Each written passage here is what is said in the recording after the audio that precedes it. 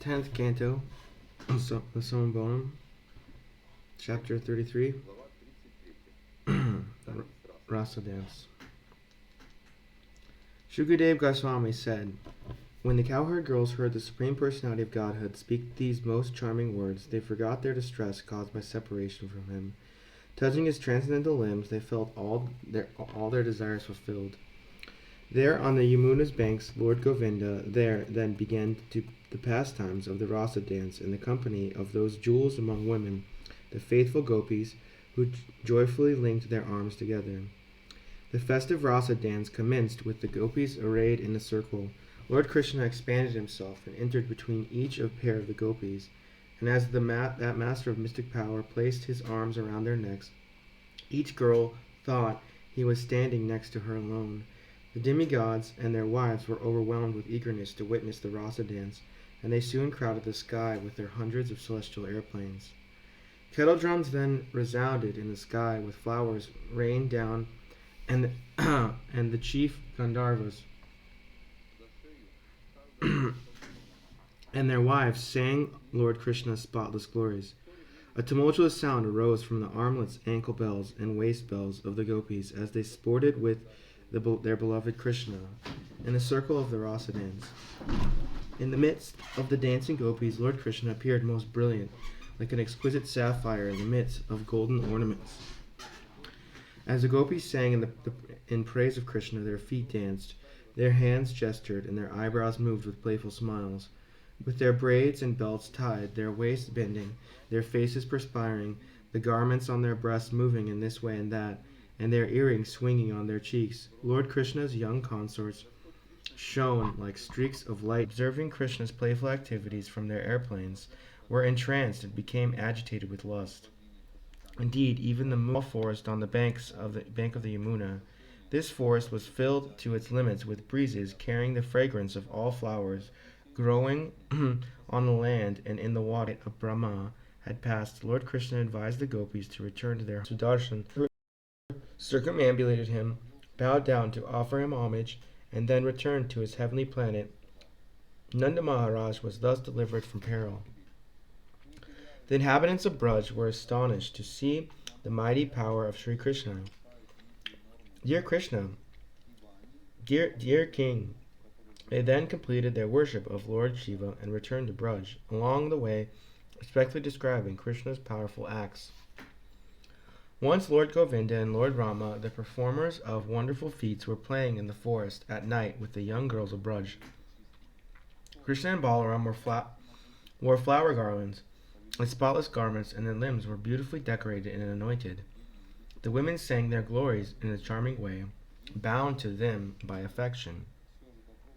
The two lords praised the nightfall, signaled by the rising of the moon and the appearance of the stars, a lotus-scented breeze, and bees intoxicated by the fragrance of jasmine flowers. Krishna and Balaram sang, producing the entire range of musical sounds simultaneously. Their singing brought happiness to the ears and the minds of all living beings. The gopis became stunned when they heard that song. Forgetting themselves, O king, they did not notice that their fine garments were becoming loose and their hair and garlands disheveled. While Lord Krishna and Lord Balaram thus played holes with his tender fingers, he rests his left cheek on his left arm and makes his eyebrows dance. At that time, the demigoddess traveling in the sky with their husbands, the Siddhas, became amazed. As those ladies listen, they are embarrassed to find their minds yielding to the pursuit of lusty desires, and in their distress, they are unaware that the belts of their garments are loosening. O girls, this son of Nanda who gives joy to the distressed, bears steadily lightning on his chest, and has a smile like a jeweled necklace. Now please hear something wonderful. When he vibrates his flute, Vraja's bulls, deer, and cows, standing in groups at a distance, are all captivated by the sound, and they stop chewing the food in their mouths and cock their ears, stunned, as they appear as if asleep, or like figures in a painting. My dear Gopi, sometimes Akuda imitates the appearance of a wrestler by decorating himself with leaves, peacock feathers, and colored minerals. Then, in the company of Balaram and the cowherd boys, he plays his flute to call the cows. At that time, the river stops flowing. Their waters, stunned by the ecstasy they feel as they eagerly wait for the wind to bring them the dust of his lotus feet. But like us, the rivers are not very pious, and thus they merely wait with their arms trembling out of love. Krishna moves about the forest in the company of his friends, who vividly chant the glories of his magnificent deeds. He thus appears just like the Supreme Personality of Godhead, exhibiting his inexhaustible opulences. When the cows wander onto the mountain sides and Krishna calls out to them with the sound of his flute, the trees and creepers in the forest respond by becoming so luxuriant with fruits and flowers that they seem to be manifesting Lord Vishnu within their hearts. As their branches bend low with the weight, the filaments on their trunks and the veins stand erect out of ecstasy of love of God. And both the trees and the creepers pour down a rain of sweet sap.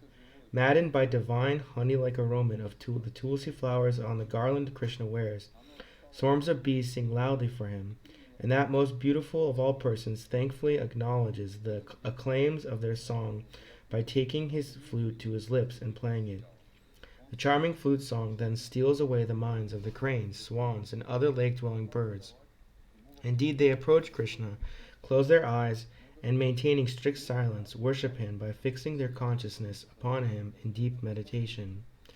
O goddess of Braj, when Krishna is enjoying himself with Balaram on the mountain slopes, playfully wearing a flower garland on top of his head, he engladdens all with the resonant vibration. O sinless Yashoda, your darling child, the son of Maharaj Nanda, has festively enhanced his attire with a jasmine garland, and he is now playing along with the Yamuna in the company of the cows and cowherd boys, amusing his dear companions. The gentle breeze honors him with its soothing fragrance of sandalwood, while the various Upadevas, standing on all sides like panegrists, offer their music, singing the gifts of tribute.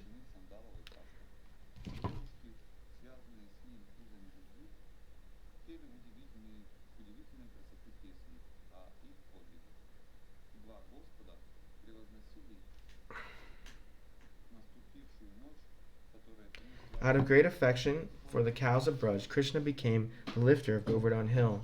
At the end of the day, having rounded up all his cows, he plays a song on his flute, while exalted demigods standing along the path worship his lotus feet, and the cowherd boys accompanying him chant his glories.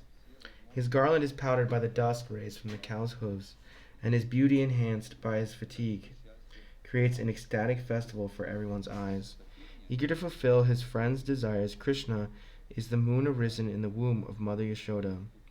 As Krishna respectfully greets his well-wishing friends, his eyes roll slightly as if from intoxication. He wears a flower garland, and the beauty of his soft cheeks is accentuated by the brilliance of his golden earrings and the witness of his face, which has the color of a badara berry. With his cheerful face resembling the moon, lord of the night, the lord of the Yadus moves with the grace of a regal elephant. Thus he returns in the evening, delivering the cows a Braj from the heat of the day. Shukadeva Goswami said, O king, thus during the daytime the women of Vrindavan took pleasure in continuously singing about the pastimes of Krishna, and those ladies' minds and hearts absorbed in him were filled with great festivity. Thus in chapter 35, the gopis sing of Krishna as he wanders in the forest. Chapter 36, the slaying of Arista, the bull demon.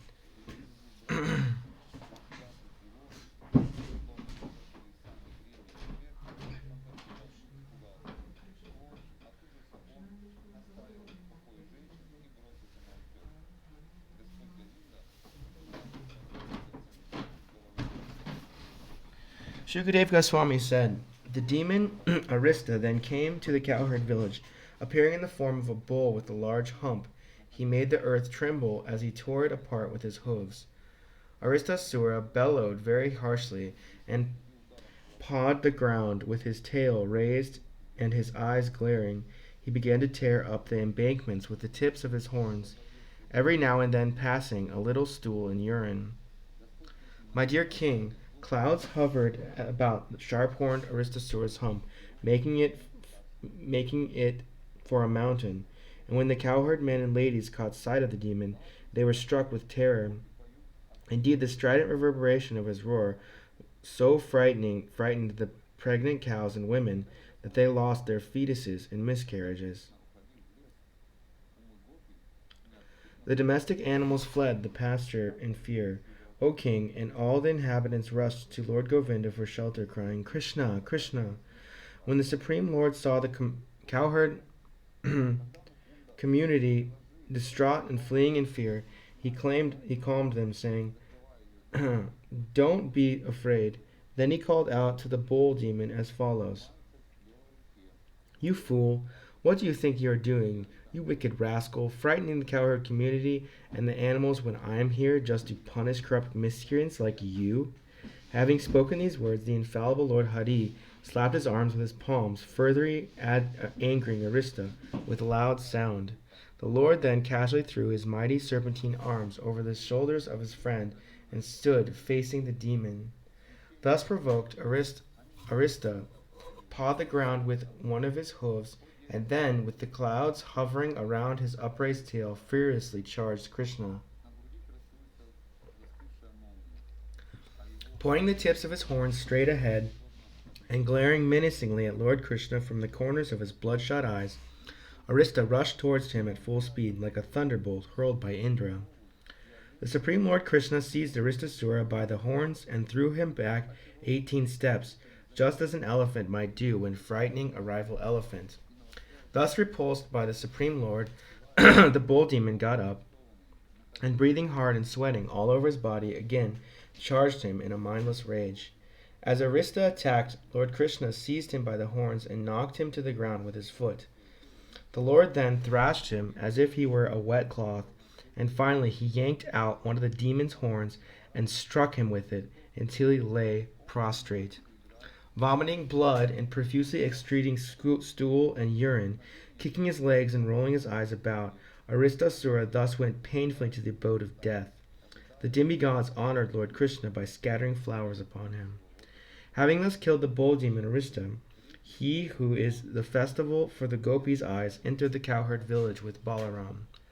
After Aristasura had been killed by Krishna, who acts wonderfully, Narada Muni went to speak to King Kamsa. That powerful sage of godly vision addressed the king as follows. Narada told Kamsa, Yashoda's child was actually a daughter, and Krishna is the son of Devaki. Also, Rama is the son of Rohini. Out of fear, Vasudeva entrusted Krishna and Balaram to his friend Nanda Maharaj, and it is these two boys who have killed your men.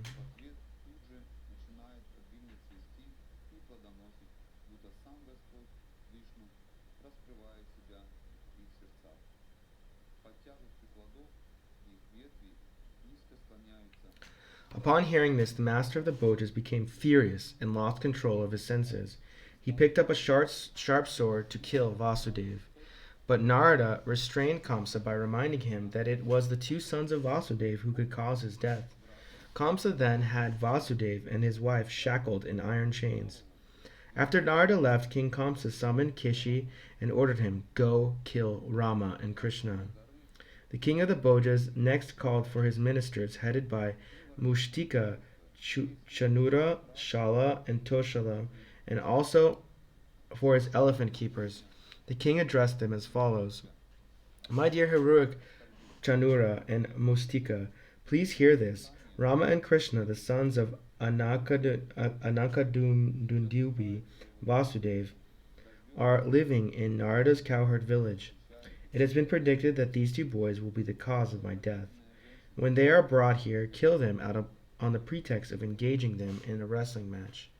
Erect a wrestling ring with many surrounding viewing stands, and bring all the residents of the city and the outlying districts to see the open competition.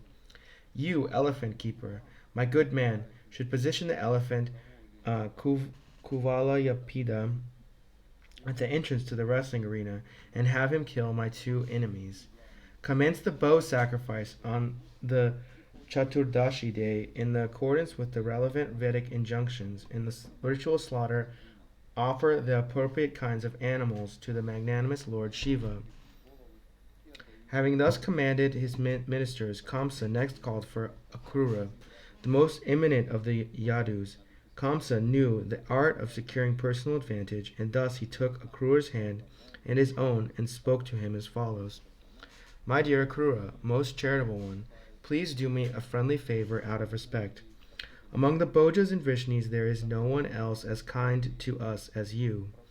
Gentle Akrura, you always carry out your duties soberly, and therefore I am depending on you. Just as powerful Indra took shelter of Lord Vishnu to achieve his goals. Please go to Nanda's village, where the two sons of Anakadunumbi are living, and without delay bring them here on this chariot. The demigods, who are under the protection of Vishnu, have sent these two boys as my death. Bring them here, but also have Nanda and the other cowherd men come with gifts of tribute. After you bring Krishna and Balaram, I will have them killed by my elephant, who is as powerful as death itself. And if by chance they escape from him, I will have them killed by my wrestlers, who are as strong as lightning. When these two have been killed, I will kill Vasudev and all their lamenting relatives, the Vrishnis, Bhojas, and Dasharas. I will also kill my old father, Ugrasena, who is greedy for my kingdom, and I will kill my brother, Devak, and all my other enemies as well. Then, my friend, this earth will be free of thorns. My elder relative Jarasandha and his dear friend Dvivida are solid well-wishers of mine, as are Shambhara, Naraka, and Bhana. I will use them all to kill off those kings who are allied with the demigods, and then I will rule the earth. Now that you understand my intentions, please go at once and bring Krishna and Balaram to watch the bow sacrifice and see the opulence of the Yadu's capital. Sri Akrura said, O king, you have expertly devised a process to free yourself of misfortune. Still, one should be equal in the success and failure, since it is certainly destiny that produces the results of one's work.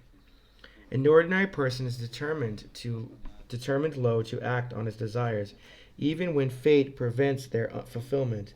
Therefore he encounters both happiness and distress. Yet, even though such is the case, I will execute your order.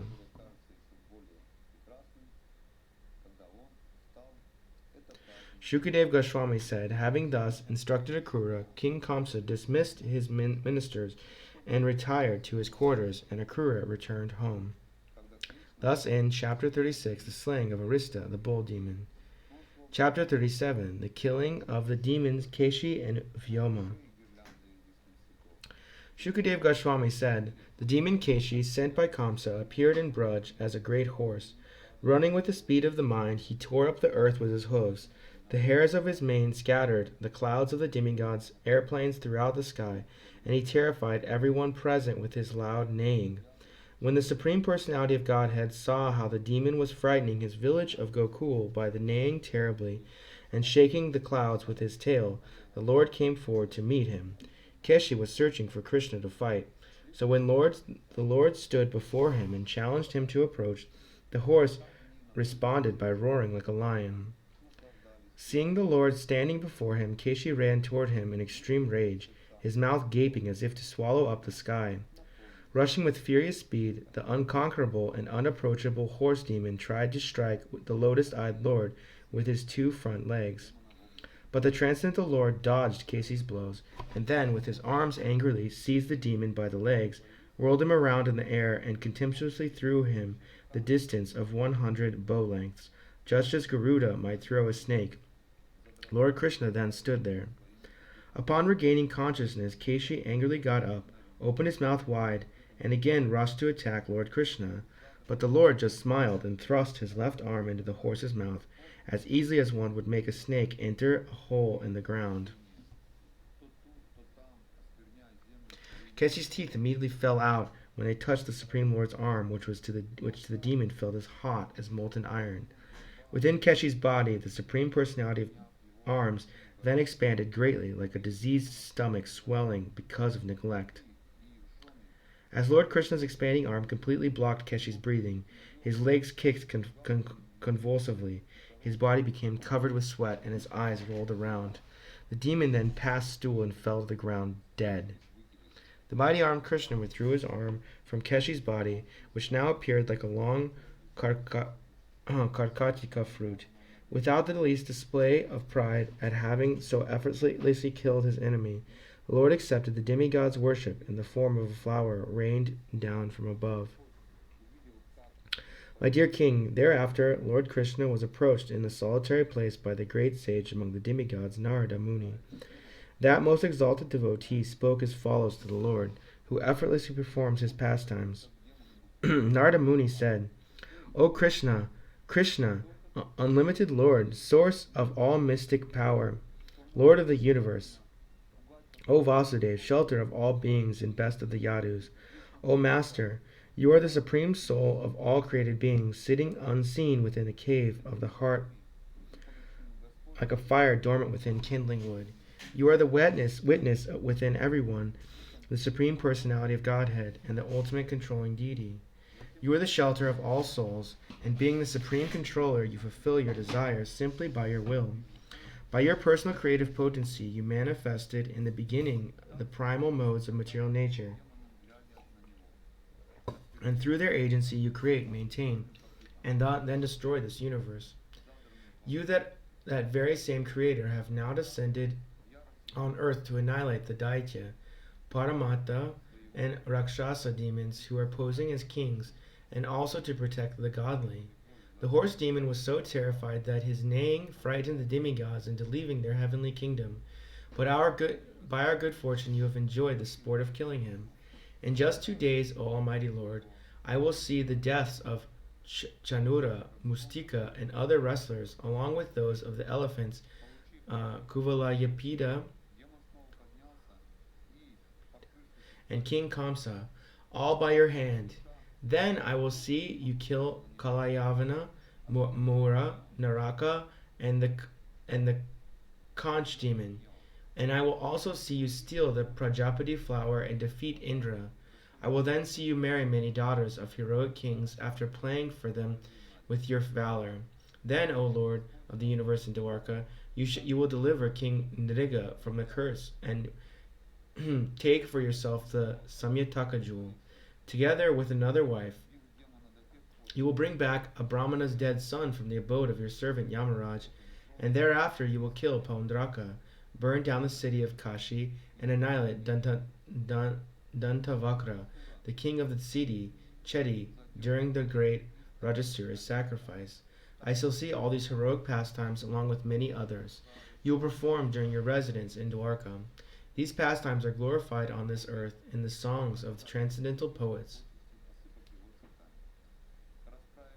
Subsequently, I will see you appear as time personified, serving as Arjuna's chariot driver and destroying entire armies of soldiers to rid the earth of her burden. Let us approach you, the Supreme Personality of Godhead, for shelter. You are full of perfectly pure spiritual awareness and are always situated in your original identity. Since your will is never thwarted, you have already achieved all possible desirable things, and by the power of your spiritual energy, you remain eternally aloof from the flow of the qualities of illusion. I bow down to you, the Supreme Controller, who are dependent only on yourself. By your potency, you have constructed the unlimited particular arrangements of this universe. Now you have appeared as a great hero among the Yadus, Vrishnis, and Sattvatas, and have chosen to participate in human welfare. Shukadev Goswami said, having thus addressed Lord Krishna, the chief of the Yadu dynasty, Narada bowed and offered him obeisances. Then that great sage The most eminent devotee took his leave from the Lord and went away, feeling great joy at having directly seen him. After killing the demon Keshi in battle, the Supreme Personality of Godhead continued to tend the cows and other animals in the company of his joyful cowherd boyfriends. Thus he brought happiness to all the residents of Vrindavan. One day the cowherd boys, while grazing their animals on the mountain slopes, played the game of stealing and hiding, acting out the rules of rival thieves and herders. In that game, O king, some acted as thieves, others as shepherds, and others as sheep. They played their game happily without fear of danger. A powerful magician named Vyoma, son of the demon Maya, then appeared on the scene in the guise of a cowherd boy. Pretending to join the game as a thief, he proceeded to steal most of the cowherd boys who were acting as sheep. Gradually, the great demon abducted more and more of the cowherd boys and cast them into a mountain cave, which he sealed shut with a boulder. Finally, only 4 or 5 boys acting as sheep remained in the game. Lord Krishna, who shelters all saintly devotees, understood perfectly well what Vyomasura was doing. Just as a lion grabs a wolf, Krishna forcibly seized the demon as he was taking away more cowherd boys. The demon changed into his original form as a big and powerful, as great of a mountain. But try as he might to free himself, he could not do so, having lost his strength from being held in the Lord's tight grip. Lord Achyuta clutched Vyomasura between his arms and threw him to the ground.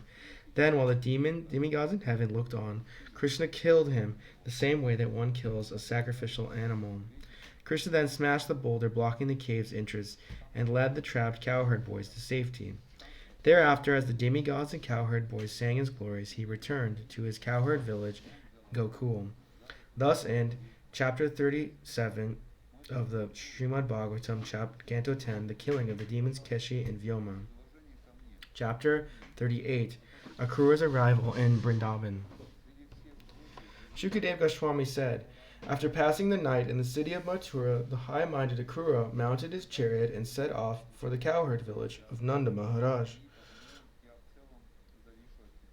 As he traveled on the road, the great soul Akrura felt tremendous devotion for the lotus-eyed personality of Godhead, and thus began to consider as follows. Sri Akrura thought, what pious deeds have I done, what severe austerities undergone, what worship performed, or charity given, so that today I will see Lord Keshava?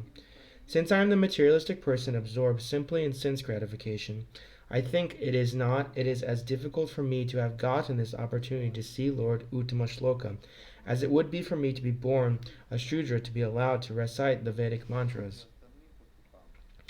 But enough of such thoughts. After all, even a fallen soul like me can have the chance to behold the infallible Supreme Lord, for one of the conditioned souls being swept along in the river of time may sometimes reach the shore. Today, all my sinful reactions have been eradicated, and my birth has become worthwhile, since I will offer my obeisances to the Supreme Lord's lotus feet, which mystic yogis meditate upon. Indeed, today, King Kamsa has shown me extreme mercy by sending me to see the lotus feet of Lord Hari, who has now appeared in this world. Simply by the effulgence of his toenails, many souls in the past have transcended the insurmountable darkness of material existence and achieved liberation. Those lotus feet are worshipped by Brahma, Shiva, and all other demigods, by the goddess of fortune, and as by the great sages and Vaishnavas, upon those lotus feet the Lord walks about the forest while herding the cows with his companions, and those feet are smeared with the kumkum from the gopis' breasts. Surely I shall see the face of Lord Mukunda, since the deer are now walking past me on my right. That face, framed by his curly hair, is beautified by his attractive cheeks and nose, his smiling glances, and his reddish lotus eyes. I am going to see the Supreme Lord Vishnu, the reservoir of all beauty, by who his own sweet will has now assumed a human-like form to relieve the earth of her burden. Thus there is no denying that my eyes will achieve the perfection of their existence. He is the witness of material cause and effect, yet he is always free from false identification with them. By his internal potency, he dispels the darkness of separation and confusion. The individual souls in this world, who are manifested here when he glances upon his material creative energy, indirectly perceive him in their activities of their life airs, senses, and intelligence. All sins are destroyed, and all good fortune created by the Supreme Lord's qualities, activities, and appearance. And words that describe these three things animate, beautify, and purify the world. On the other hand, words words bereft of his glories are like the decorations on a corpse. That same Supreme Lord has descended into the dynasty of the Sattvatas to delight the exalted demigods who maintain the principles of religion he has created. Residing in Vrindavan, he spins his frame which the demigods glorify in song and which brings auspiciousness to all. Today I shall certainly see him, the goal and spiritual master of the great souls. Seeing him brings jubilation to all who have eyes, for he is the true beauty of the universe. Indeed, his personal form is the shelter desired by the goddess of fortune. Now all the dawns of my life have become auspicious. Then I will at once alight from my chariot and bow down to the lotus feet of Krishna and Balaram, the Supreme Personality of Godhead.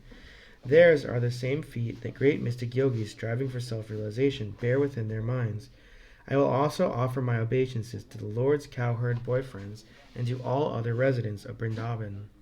And when I have fallen at his feet, the Almighty Lord will place his lotus hand on my head.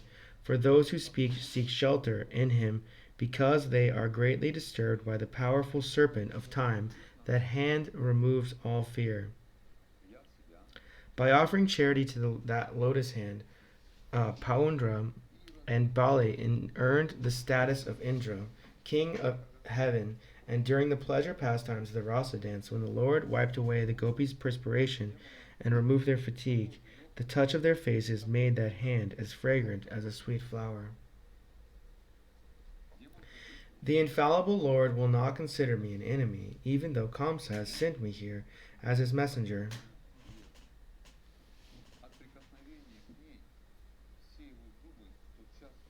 After all,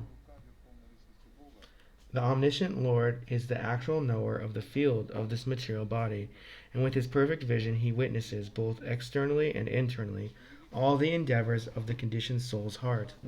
Thus he will cast a smiling, affectionate glance upon me as I remain fixed with joined palms, fallen in obeisances at his feet. Then all my contamination will at once be dispelled, and I will give up all doubts and feel the most intense bliss. Recognizing me as his intimate friend and relative, Krishna will embrace me with his mighty arms, instantly sanctifying my body and diminishing to nil all my material bondage, which is due to fruitive activities. Having been embraced by the all-famous Lord Krishna, I will humbly stand before him with bowed head and joined palms. He will address me, "My dear Krura." At that very moment my life's purpose will be fulfilled. Indeed, the life of anyone whom the Supreme Personality of Godhead, Supreme Personality fails to recognize is simply pitiable.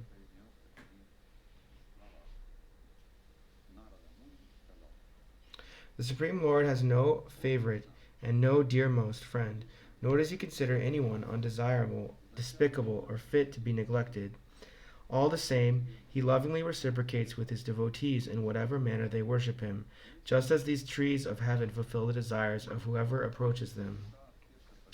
And then Lord Krishna's elder brother, the foremost of the Yadus, will grasp my joined hands while I am standing still with my head bowed, and after embracing me, he will take me to his house. There he will honor me with all items of ritual welcome and inquire from me about how Kamsa has been treating his family members. Shukadev Goswami continued, "My dear king, while the son of Svapalka, traveling on the road, thus meditating deeply on Sri Krishna, reached Gokul as the sun was beginning to set. In the cowherd pasture, as Akrura saw the footprints of those feet whose pure dust the rulers of all planets in the universe hold in their crowns. Those footprints of the Lord, distinguished by such marks as the lotus, barleycorn, and elephant goad, made the ground wonderfully beautiful. Increasingly agitated by ecstasy at seeing the Lord's footprints, his bodily hairs standing on end because of his pure love and his eyes filled with tear. Akrura jumped down from his chariot and began rolling about among those footprints, exclaiming, "Ah, this is the dust from my master's feet." The very goal of life for all embodied beings is this ecstasy, which Akrura experienced when, upon receiving Kamsa's order, he put aside all pride, fear, and limitation, and absorbed himself in seeing, hearing, and describing the things that reminded him of Lord Krishna. Akrura then saw Krishna and Balaram in the village of Braj. Going to milk the cows, Krishna wore yellow garments, Balaram blue, and their eyes resembled autumnal lotuses. One of those two mighty armed youths, and the shelter of the goddess of fortune, had a dark blue complexion, and the other was white. With their fine-featured faces, they were the most beautiful of all persons. As they walked with the gait of young elephants, glancing about with compassionate smiles, those two exalted personalities beautified the cow pasture with the impressions of their feet, which bore the marks of the flag, lightning bolt, elephant gold, and lotuses. The two lords whose pastimes are most magnanimous and attractive were ornamented with jeweled necklaces and flower garlands, anointed with auspicious, fragrant substances. Freshly bathed and dressed in spotless raiment, they were the primeval supreme personalities, the masters of original causes of the universe, who had, for the welfare of the earth, now descended in their distinct forms of Keshava and Balaram. O King Parikshit, they resembled two gold-bedecked mountains, one of emerald and the other of silver. As their effulgence they dispelled the sky's darkness in all directions. Akrura, overwhelmed with affection, quickly jumped down from his chariot and fell at the feet of Krishna and Balaram like a rod. The joy of seeing the Supreme Lord flooded Akrura's eyes with tears and decorated his limbs with eruptions of ecstasy. He felt such eagerness that he could not speak to present himself, O king. Recognizing Akrura, Lord Krishna drew him close with his hand, which bears the sign of the chariot wheel, and then embraced him. Krishna felt pleased, for he is always benignly disposed toward his surrendered devotees. As Akrura stood with his head bowed, Lord Sankarshan, Balaram, grasped his joined hands, and then Balaram took him to his house in the company of Lord Krishna. After inquiring from Akrura whether his trip had been comfortable, Balaram offered him a first-class seat, bathed his feet in accordance with the injunctions of Scripture, and respectively served him milk with honey. The almighty Lord Balaram presented Akrura with the gift of a cow, massaged his feet to relieve him of fatigue, and then with great respect and faith fed him suitably prepared food of various fine tastes. When Akrura had eaten to his satisfaction, Lord Balaram, the supreme knower of religious duties, offered him aromatic herbs for sweetening his mouth, along with fragrances and flower garlands. Thus Akrura once again enjoyed the highest pleasure. Nanda Maharaj asked Akrura, O descendant of Dashara, how are all of you maintaining yourself while that merciless Kamsa remains alive? You are just like sheep under the care of a butcher.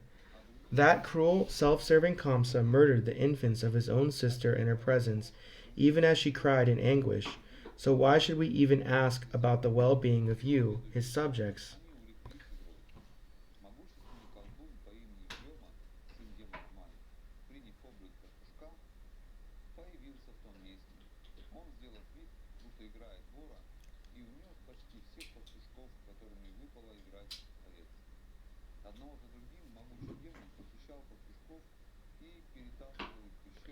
Honored by Nanda Maharaj with these true and pleasing words of inquiry, Akrura forgot the fatigue of his journey. Thus ends chapter 43, Akrura's arrival, chapter 38, Akrura's arrival in Vrindavan. Chapter 39.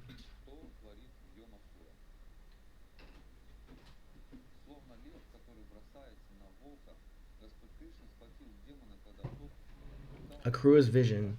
Shukadev Goswami said, having been honored so much by Lord Balaram and Lord Krishna, Akrura seated comfortably on a couch, felt that all the desires he had contemplated on the road were now fulfilled.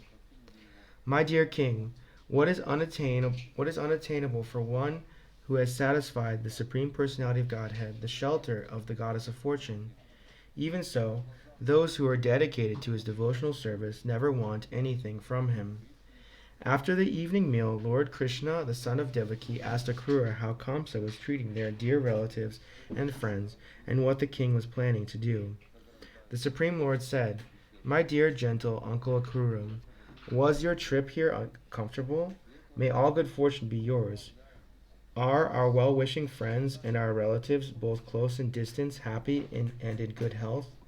But my dear Akrura, as long as King Kamsa, that disease of our family who goes by the name maternal uncle, is still prospering, why should I even bother to ask about the well-being of our family members and his other subjects? Just see how much suffering I have caused my offenseless parents. Because of me their sons were killed, and they themselves imprisoned.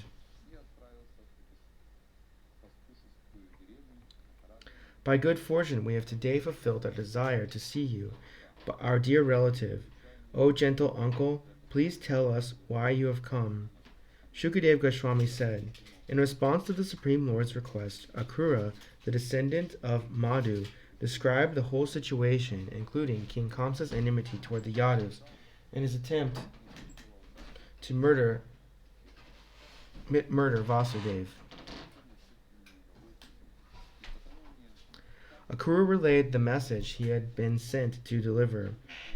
He also described Kamsa's real intentions and how Narada had informed Kamsa that Krishna had been born as the son of Vasudeva. Lord Krishna and Lord Balaram, the vanquisher of heroic opponents, laughed when they heard Akrura's words. The lords informed their father Nanda Maharaj of King Kamsa's orders.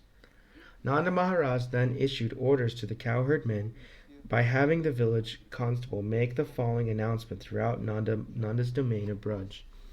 Go collect all available milk products, bring valuable gifts, and yoke your wagons. Tomorrow we shall go to Mathura, present our milk products to the king, and see a very great festival. The residents of all the outlying districts are also going.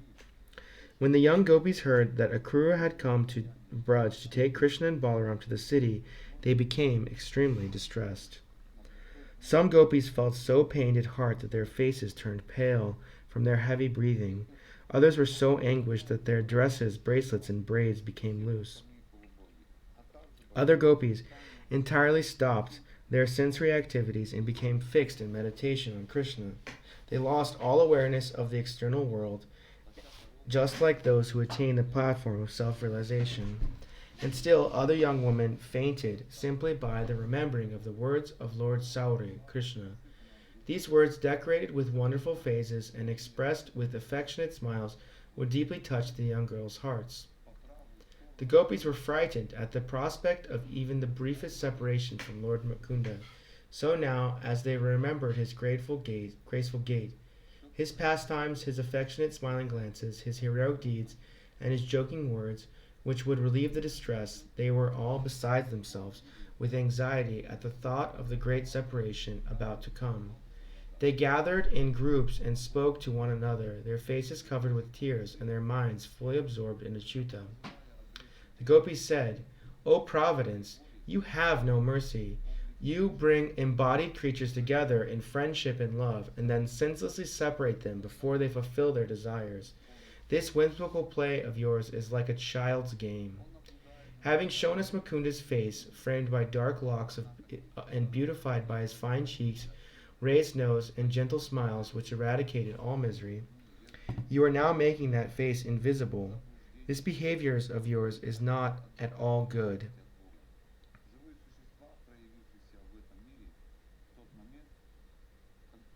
O Providence, though you come here with the name Akrura, you are indeed cruel. For like a fool, you were taking away what you once gave us, those eyes which we have seen, even in the future of Lord Madhuvisha's form, the perfection of your entire entire creation. Alas, Nanda's son, who breaks loving friendships, is in a second will not even look directly at us. Forcibly brought under his control, we abandoned our homes, relatives, children, and husbands just to serve him. But he is always looking for new lovers. The dawn following this night will certainly be auspicious for the women in Mathura. All their hopes will now be fulfilled as the Lord of Braj enters their city. They will be able to drink from his face the nectar and smiling emanating from the corners of his eyes. O gopis, although Mukunda is intelligent and very obedient to his parents, once he has fallen under the spell of the honey-sweet words of the women of Mathura and has been enchanted by the alluring shy smiles, how will he ever return to us unsophisticated village girls? When the Dasharas, Bhojas, Andakyas, Vrishnis, and Sattvatas see the son of Devaki in Mathura, they will certainly enjoy the great festival for their eyes, as will all those who see him traveling along the road to the city. After all, he is the darling of the goddess of fortune and reservoir of the transcendental qualities. He who is doing this merciless deed should not be called a Krura. He is so extremely cruel that without even trying to console the sorrowful residents of Raj, he is taking away Krishna, who is more dear to us than life itself. Hard-hearted Krishna has already mounted the chariot, and now the foolish cowherds are hurrying after him in their burlap carts. Even the elders are saying nothing to stop him. Today, fate is working against us. Let us directly approach Madhava and stop him from going. What can our family elders and other relatives do to us? Now that fate is separating us from Mukunda, our hearts are already wretched, for we cannot bear to give up his association even for a fraction of a second. When he brought us to the assembly of the Rasa dance, where we enjoyed his affectionate and charming smiles, his delightful secret talks, his playful glances, and his embraces, we passed many nights as if they were a single moment. O gopis, how can we possibly cross over the insurmountable darkness of his absence? How can we exist without Ananta's friend, Krishna, who in the evening would return to Braj in the company of his cowherd boys, his hair and garland powdered with the dust raised by the cowherd's hoofs? As he played his flute, he would captivate our minds with his smiling, sidelong glances. Shukadev Goswami said, after speaking these words, the ladies of Braj who were so attached to Krishna felt extremely agitated by their imminent separation from him. They forgot all shame and loudly cried out, O Govinda, O Damodar, O Madhava. But even as the gopis cried out in this way, Akrura, having at sunrise performed his morning worship and other duties, began to drive the chariot. Led by Nanda Maharaj, the cowherd men followed behind Lord Krishna in their wagons. The men brought along many offerings for the king, including clay pots filled with ghee and other milk products. With his glances, Lord Krishna somewhat pacified the gopis, and they also followed behind for some time. Then, hoping he would give them some instructions, they stood still. As he departed, that best of the Yadus saw how the gopis were lamenting, and thus he consoled them by sending a messenger with his loving promise, I will return. Sitting their minds here, Krishna and the gopis stood as motionless as figures in a painting. They remained there as long as the flag atop the chariot was visible, and even until they could no longer see the dust raised by the chariot's wheels. The gopis then returned back without hope that Govinda would ever return to them. Full of sorrow, they began to spend their days and nights chanting about the pastimes of their beloved. My dear king, the Supreme Lord Krishna, traveling as swiftly as the wind in that chariot with Lord Brahma and Akrura, arrived at the river Kalindi, which destroys all sins. The river's sweet water was more effulgent than brilliant jewels. After Lord Krishna had touched it for purification, he drank some from his hand. Then he had the chariot moved near a grove of trees, and climbed back on along with Balaram.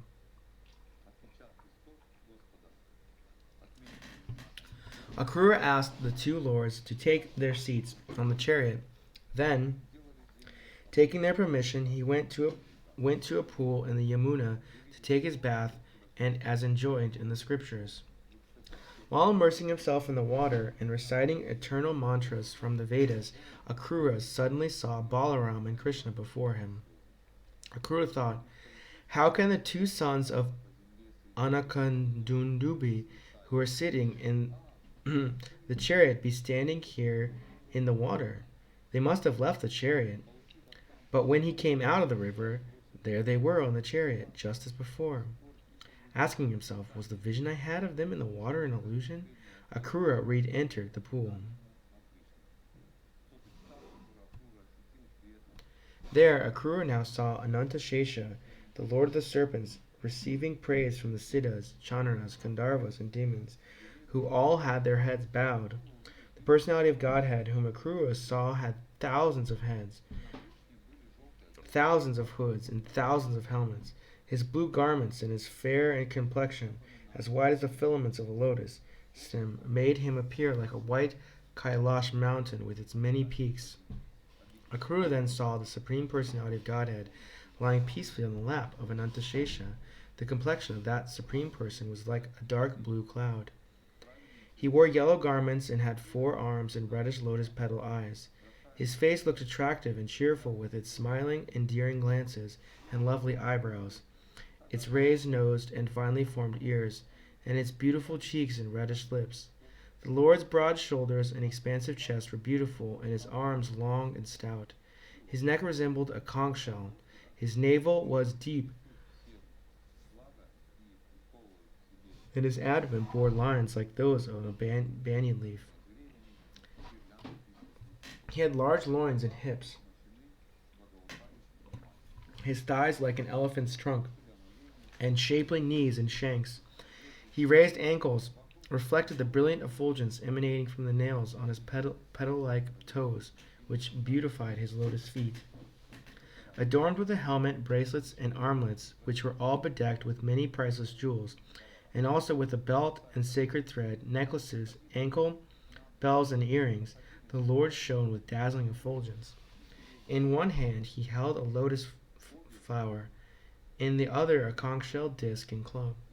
Gracing his chest were the Srivatsa mark, the brilliant Kashtubha gem, and a flower garland. Encircling the Lord and worshipping him were Nanda, Sunanda, and his other personal attendants, Shanaka and other Kumaras, Brahma, Rudra, and other chief demigods, the 9 chief Brahmanas, and the best of the saintly devotees, headed by Prahlad, Narad, and Uparichara Vasu. Each of these great personalities was wonder at worshiping the Lord by chanting sanctified words of praise in his own unique mood. Also in attendance were the Lord's principal internal potencies, Shri, Pushti, Gir, Kanti, Kiti, Tushti, Ila, and Urja, as were his material potencies, Vidya, Avidya, and Maya, and his internal pleasure potency, Shakti. As a great devotee, Akrura beheld this, he became extremely pleased and felt enthused with transcendental devotion. His intense ecstasy caused his bodily hairs to stand on end and tears to flow from his eyes, drenching his entire body. Somehow managing to steady himself, Akrura bowed down his head to the ground. Then he joined his palms in supplication and, in a voice choked with emotion, very slowly and attentively began to pray. Thus in Chapter 39, Akrura's Vision. Chapter 40, The Prayers of Akrura.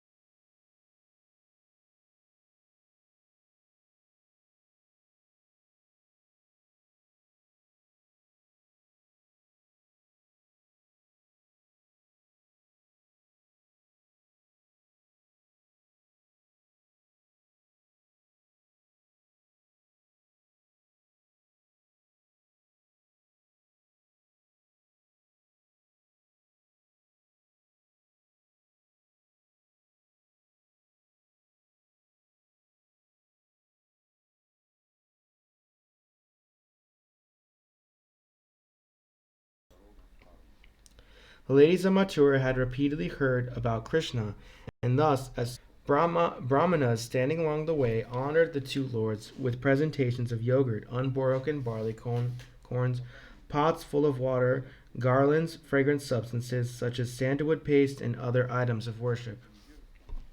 The women of Mathura exclaimed, "Oh, what severe austerities the gopis must have performed to be able to regularly see Krishna and Balaram, who are the greatest source of pleasure for all mankind." Seeing a washerwoman approaching, who had been dyeing some clothes, Krishna asked him for the finest laundered garments he had. Dropped all their bundles of cloths and clothes and fled to the road, scattering in all directions. Lord Krishna then took the clothes. Balaram put on the pairs of garments that especially pleased them.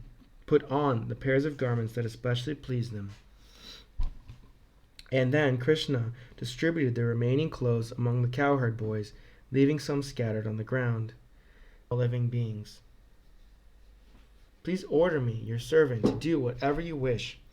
To be engaged by you in some service is certainly a great blessing. Shukadev Goswami said, as he walked down the king's road, Lord Madhava then saw a young hunchback woman with an attractive face who carried a tray of fragrant ointments as she walked along. The bestower of ecstasy, the love smiled and inquired from her. Lord Krishna said, "Who are you, O beautiful thighed one?" "Ah, ointment. Who is it for, my dear lady? Please tell us truthfully. Give us both some of your finest ointment, and you will soon gain a great boon."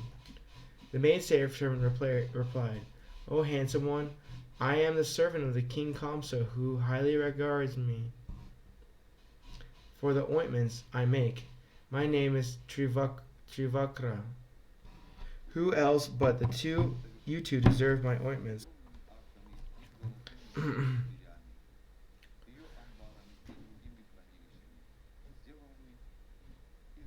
Pressing down on her toes with both his feet, Lord Achyuta placed one upward pointing finger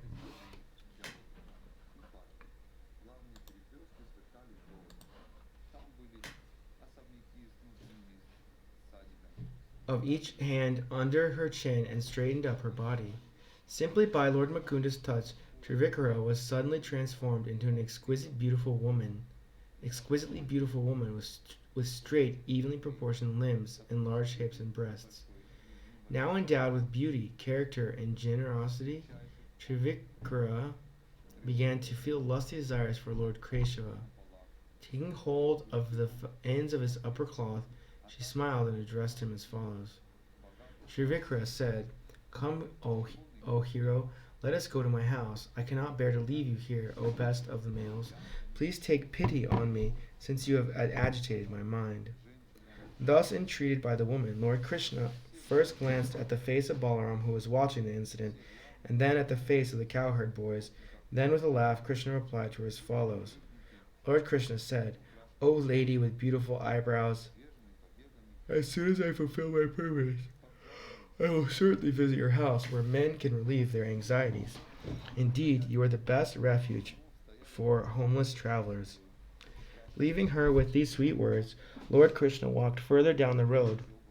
The merchants along the way worshipped him with his elder brother by presenting them with various respectful offerings, including pan, garlands, and fragrant substances. The sight of Krishna aroused Cupid in the hearts of the city women. Thus agitated, they forgot themselves. Their clothes, braids, and bangles became disheveled, and they stood as still as figures in a painting. Lord Krishna then asked the local people where the arena was in which the bow sacrifice would take place. When he went there, he saw the amazing bow which resembled Lord Indra's. That most opulent bow was guarded by a large company of men who were respectfully worshipping it.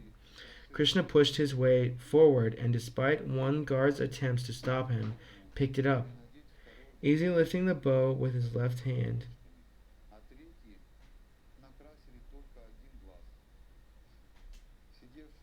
Lord Arukrama strung it and in a fraction of a second as the king's guards looked on. He then powerfully pulled the strings and snapped the bow in half, just as an excited elephant might break a stalk of a sugar cane. The sound of the bow's breaking filled the earth and the sky in all directions. Upon hearing it, Kamsa was struck with terror. The enraged guards then took up their weapons and, wanting to seize Krishna and his companions, surrounded them and shouted, "Grab him! Kill him!"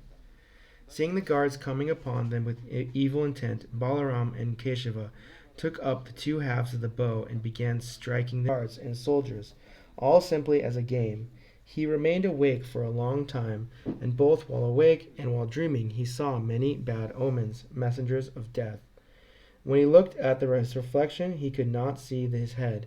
For no reason the moon and stars appeared doubled. He saw a hole in his shadow. He could not hear the sound of his life air. The trees seemed covered with golden hue. He could not see his footprints.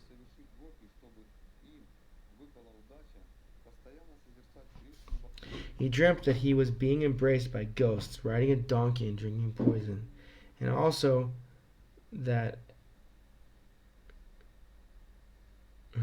a naked man smearing Kavalya by the tail and playfully dragged him 25 bow lengths as easily as Garuda might drag a snake.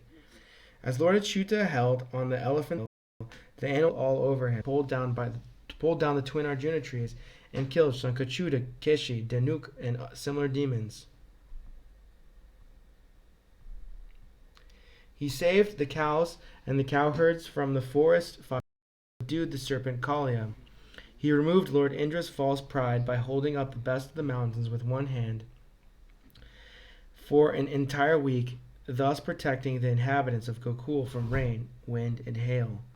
The gopis overcame all kinds of distresses, for such behavior will confer upon us the greatest benefit.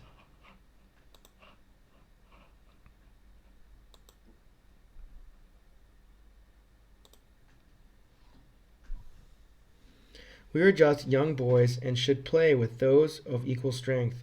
The wrestling match on properly so that the irrespectable members of the Chanura said, "You aren't really a child or even a young man, and neither is Balaram, the strongest of the strong. After all, you playfully killed an elephant who had the strength of 1,000 other elephants. Therefore, you two should fight powerful wrestlers. There's certainly nothing unfair about that. You, O descendant of Vrishni, can show your prowess against me, and Balaram can fight with Mushtika."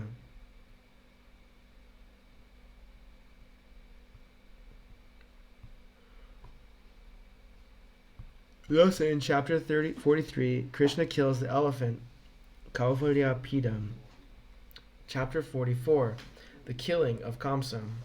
Shukadev Goswami said, thus addressed, Lord Krishna made up his mind and accepted the challenge. He paired off with Chanura and Lord Balaram with Mushtika. Seizing each other's hands and locking legs with the other, the opponents struggled powerfully, eager for victory. They each struck fists, knees against knees, head against head, and chest against chest.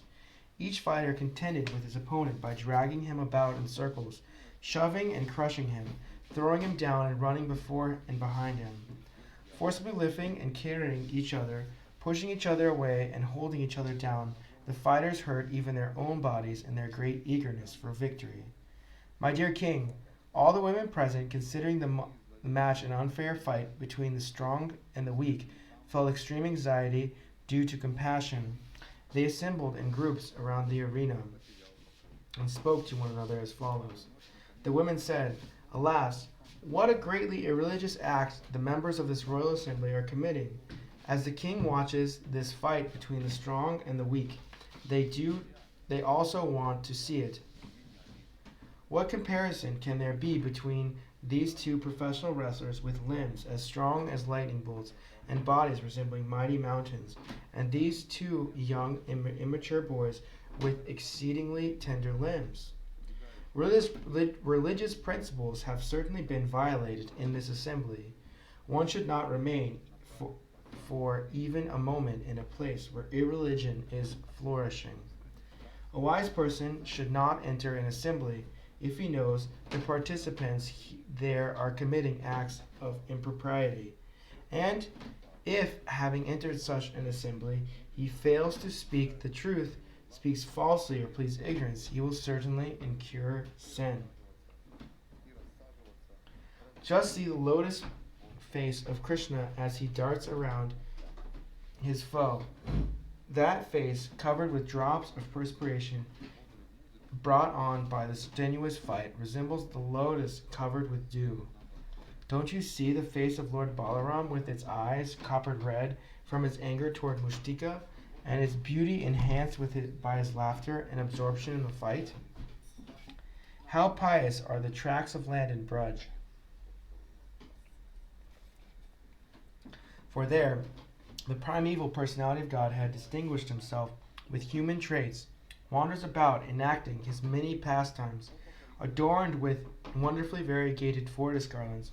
He whose feet are worshipped by Lord Shiva and the goddess Rama vibrate his flute as he tends the cows and the company of Balaram.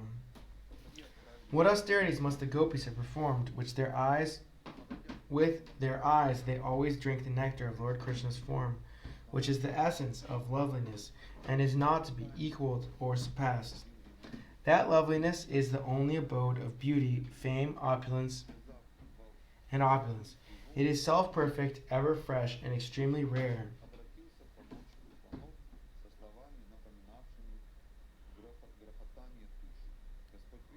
The ladies of Braj are the most fortunate of women, because, with their minds fully attached to Krishna, and their throats always choked up with tears, they constantly sing about him while milking the cows, winnowing grain, churning butter, gathering cow dung for fuel, riding on swings, taking care of their crying babies, sprinkling the ground with water, cleaning their houses, and so on.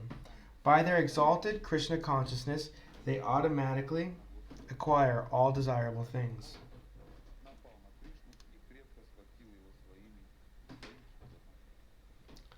When the gopis hear Krishna playing his flute as he leaves Braj in the morning with his cows, or returns with them at the sunset, the young girls quickly come out of their houses to see him. They must have performed many pious activities to be able to see him as he walks on the road. Raved so honestly.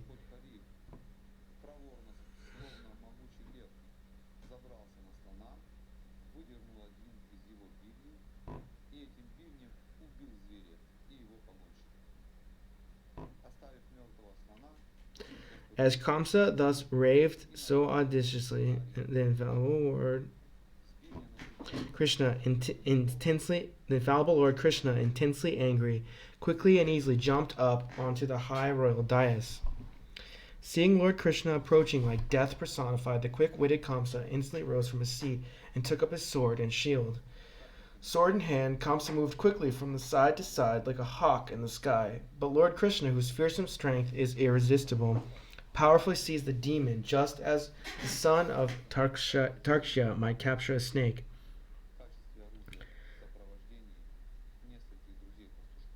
Grabbing Kamsa by the hair and knocking off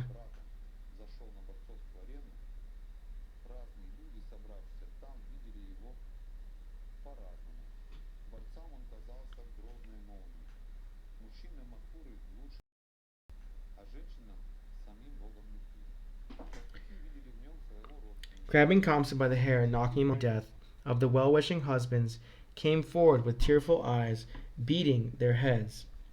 Embracing their husbands who lay on a hero's final bed, the sorrowful women loudly lamented while shedding constant tears. The woman Krishna causes the appearance and disappearance of all beings in this world, and he is their maintainer as well. One who disrespects him can never prosper happily. Shukadev Goswami said, after consoling the royal ladies, Lord Krishna, sustainer of all the worlds, arranged for the prescribed funeral rites to be performed. Then Krishna and Balaram released their mother and father from bondage and offered obeisances to them, touching their feet with their head. Devaki and Vasudev, now knowing Krishna and Balaram to be the lords of the universe, simply stood with joined palms, being apprehensive they did not embrace their sons. Thus ends chapter 44, the killing of Kamsa. Chapter 45.